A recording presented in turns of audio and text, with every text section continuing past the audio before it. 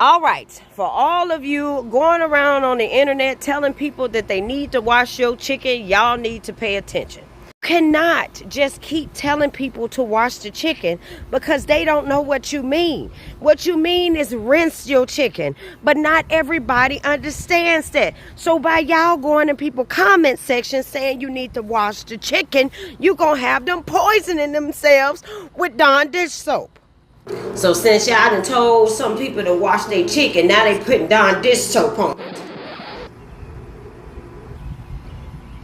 Stop telling people to wash the chicken. It ain't your business what they do with their chicken. Because you don't know what's being done with the chicken that you buy at Popeyes, Churches, Raising Cane's. You don't know what they doing to the chicken and you still eating it. Now, these people are preparing a meal for their family. Stop telling them to wash the chicken.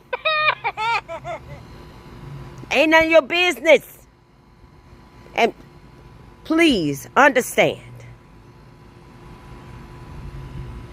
that rinsing the meat ain't doing nothing, okay?